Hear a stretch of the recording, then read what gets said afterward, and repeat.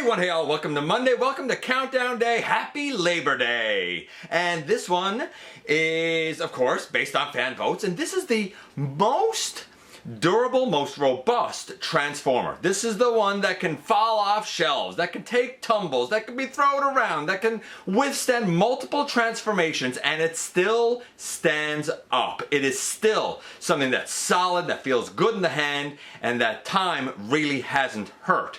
This comes from all eras, new and old. So what are the 10 most durable transformers according to fan votes? That will be our topic in the latest GotBot Counts Down.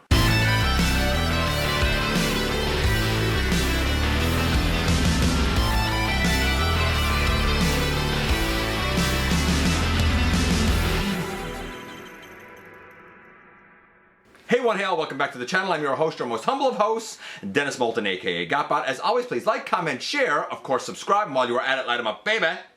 Hit that notification bell, please. Helps me out a ton, let you know when content of all sorts goes up here on the channel. Check out Machinery of Man, The Everything Factor, all the groups that I'm either a mod or an admin for, as well as all of my social media links. All of that is in the description down below. Also in the description down below, and if you're in a position to help the channel to grow, you can use the donate link. Check us out on Patreon, see what we have to offer to you through spring, or of course, hit the join button at any given time and become a channel member. And like I said, this is the top 10 most durable transformers based on fan votes.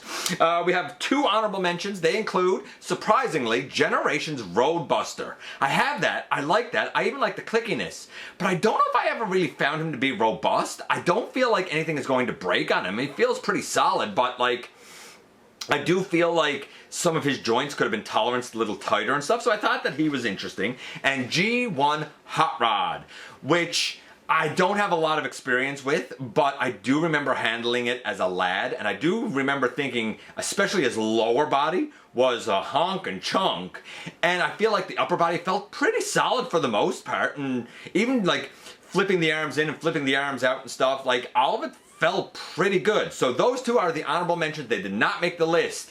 You know what we're gonna do? We're going to do, as we always do, and kick things off with number 10 first. Kicking us off at number 10, we have this. It is the 09 Revenge of the Fallen side swipe. I don't know this mold. I have reviewed one of the side swipes, but it wasn't this one. This guy has like invisible hip joints and pistons that work, and I think his blades like work in unison with each other. You do have to remember to make sure to attach the chest to the body via the square peg and port. But once that's done, fans say he is super solid. He even has wheel feet, but because of the design of his feet, the guy stands up no problem. He is robust, he is solid, he has gimmicks that actually work, and none of it makes it feel like anything is going to break or that anything is stressed. Yeah, okay, the struts can be a little snug, but once they're in, they're solid. I don't know the mold firsthand, I'm just relaying to you what fans said, but Revenge of the Fallen 09 Sideswipe takes the number 10 slot. Coming at number 9, we have this. It's G1 Fort Max. What more can you say? The thing is a base. It was made in an era of very robust solid plastic with very heavy joints and ratchets and everything else. People that have this to this day say, hey, it's still solid. Everything is just as robust on it as it was 40 years ago. It stands the test of time. You could take it and throw it at something and do some real damage, or you can love it forever because it's going to last forever. Yeah, robust plastic, an era when things were made to last, and just the fact that he's so chonk and big meant that he was going to be hefty anyway. G1 Fort Max takes the number 9 slot. Number 8 is this. It is Energon Megatron, the leader class or super class one if you prefer. I've actually reviewed this and I agree. It was fantastic. The Energon Optimus, I get it, he gets a hard time, the whole Fatimus Prime thing, but the Megatron, or Galvatron if you prefer, is stupendous. Excellent articulation, very solid and robust. The tank that attaches to his arm even feels solid and robust. You got clear plastic, but it all feels thick and solid. You have an excellent plane mode. I can remember being shockingly impressed with how good the transformation it was, how solid all of the joints and ratchets and everything were, and I believe in the review I probably said, this is still an excellent Megatron who has stood the test of time to this very day. I stand by that. Energon Megatron, or Galvatron, takes the number 8 slot. Number 7 is somewhat modern with this. Siege Jetfire, or Skyfire if you prefer. And again, people said the same sort of thing. Like, I transformed it a ton of times. Nothing is stressed. Nothing feels any looser than it was. Everything feels good and robust and solid. When you do a pose and articulation with them, everything holds and stays exactly where it should. There's no weaknesses on the guy. Though I would say that the peg that holds his wrist in is a weakness. At least on one of my copies. My Shattered Glass holds better than my regular. And a couple of people said he has taken a couple of tumbles off of this shelf and that shelf. The two numbers that were given to me, a shelf of 3 feet high and a shelf of 6 feet high, and he was fine. I mean, there's your test right there. I stand by it. If you don't have this mold, I've said it again, it is the quintessential Jetfire for anyone's collection. Siege Jetfire takes the number 7 slot. Coming in at number 6, we have this. Cup, G1 Cup. Love this guy. Ton of die cast, especially in the lower body. The arms, I used to wonder as a kid, like, are these arms going to be okay? But guess what? I transformed him a zillion times. I played with him hard as a kid. The hips always felt solid when I would push them in and pull them apart, and it was always smooth. That was the other thing. The entire lower body, I know the legs were one piece, but they always felt good and solid. Bringing the foot out, putting the foot in, especially with that die-cast wheel, always felt good. The arms, though they had a lot of articulation and were a little bit small for the body, they felt solid and robust as well. I could move them around all day, and I had no fear of anything even having a crack or a stress or anything, because they could move every which way that you could pretty much almost imagine. Yeah, Cup, what can I say? The entire thing is an absolute gem. And you know what? Many people say that all these years later, their copy is still very much intact. And it takes the number 6 slot. And now a hush falls over the crowd because we've reached the ever-coveted, ever-popular halfway mark. And at the halfway mark we have this. It is G1 Optimus Prime.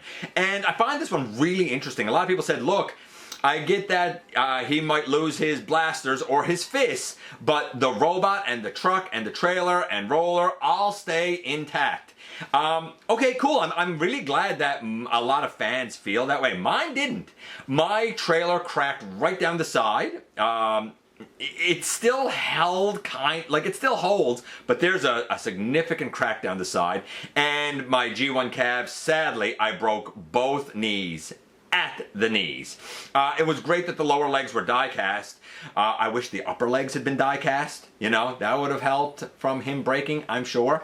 Nevertheless, mine seems to be an experience that not most fans had, because a lot of people say, look, all these years later, through all the reissues and everything, my Optimus from 1984, from way back when, was built to last, and still to this very day looks excellent, even if maybe having some sticker wear.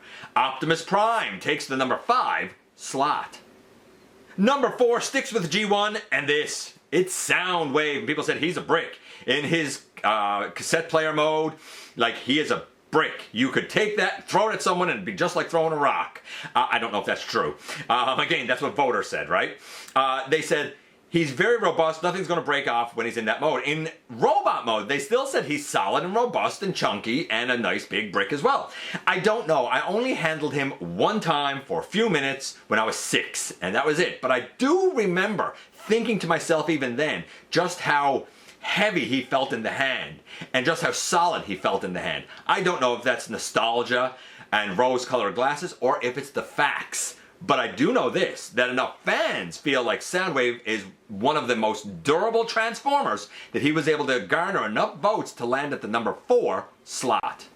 And now we are into the top 3, and at number 3 we go to Beast Wars and this. Megatron! And like, how can you argue with this? A big chunky T-Rex. Everything about that guy screams durability, screams solidity. Maybe you lose the missiles. I didn't own one with missiles. The one I bought didn't have the little hip missiles, unfortunately. But besides that, everything about the guy is fantastic and solid. My son has the original. I have since in my display replaced it with the Kingdom. But you know what? The original still feels more hefty to me than pretty much everything today. It is one of the heftiest, most solid, thickest feeling Transformers that I've ever handled. And I think that's why he, to this very day, still stacks up and could still measure up to anything made in the main line at the very least. Yeah, T-Rex, good old original Megatron from Beast Wars takes the number 3 slot. Coming in at number 2, we have this Power Master Optimus Prime. Now, when my original G1 broke at the legs, it was around 89, 90, and I was luckily able to replace it for Christmas with the Power Master Optimus Prime. And I loved the cab robot. I liked that he could bend at the elbows, but I mean, the arms, come on. I think we all know that the bicep did nothing. I liked that he could get even in like a seated position, but too bad the feet were held together by that little, I don't even know what you would call it, the little section between his feet. It's the only thing I can think of to call it. But when he was in his full-on Power Master upgraded mode, the Super Ginrai type of mode, then you know what? He was one big chunkin' brick. Yes, I know the legs could go out to the sides, and yes, I know the arms could go all the way around, but you know what? Even despite the fact that he was a big brick, I had no fear of anything ever breaking on the guy. A lot of people report that the little peg that holds the trailer onto the cab broke. Never happened to me, luckily, but I could understand how, if anything was going to break, that might be it. My only concern was that I might lose the head. But you know what? I never thought I was going to break the head or break the peg on the head, because even the head and the peg and the platform that's on was all super robust. Yes, Power Master Optimus Prime takes the number 2 slot. And now here we are at the very tippy top, number 1. And number 1 sticks with G1, and a dark horse that I never expected. I've never handled this mold in the least, and it's this. 6-shot. G1 6-shot. And those that have him and voted for him, and he won by a pretty big margin, those that have him and voted for him said, look, I still have mine. He can still go in every mode. Nothing has stressed, nothing has cracked, nothing has broken. As a matter of fact, every single joint still holds really well. Nothing has even loosened over time. Multiple transformations, multiple modes, solid plastic, and nothing has moved over time or loosened over time. It is the quintessential definition of durable and robust, and 6-shot takes the number 1 slot. And that's it, 10 down to 1 once again. Other ones that had votes include Classics Optimus Prime, G1 Topspin, G1 Twin Twist, Beast Wars Optimus Primal, just as robust as the Megatron. Armada Megatron, Cybertron Cannonball, yes, that's an interesting one. MP12 Sideswipe, Cybertron Scourge, Titan's Return, nah. That's actually pretty solid, even if you pop off a leg or something. Like, I've done a lot with those NAs. Legacy United Magmatron, yes, he is very solid. G1 Galvatron, the Jada Nano Ironhide, I thought that was interesting, of course being all die-cast. Titan class Tidal Wave, don't know, haven't handled it, but I hear good things. Someone voted for Armada, the original Armada Optimus Prime. I mean, if you can keep the gold plastic from crumbling and it from setting on fire, maybe. Roll Bar, Goldbug, which I found interesting. The McDonald's Armada Hotshot, actual Armada Hotshot, RTS Bumblebee, G1 Bumblebee, Energon Ironhide, HasLab Death Source, yes, that's a good one. Age of the Primes Megatronus, G1 Ravage, Legacy United Gears, MMC's version of 6-shot, absolutely.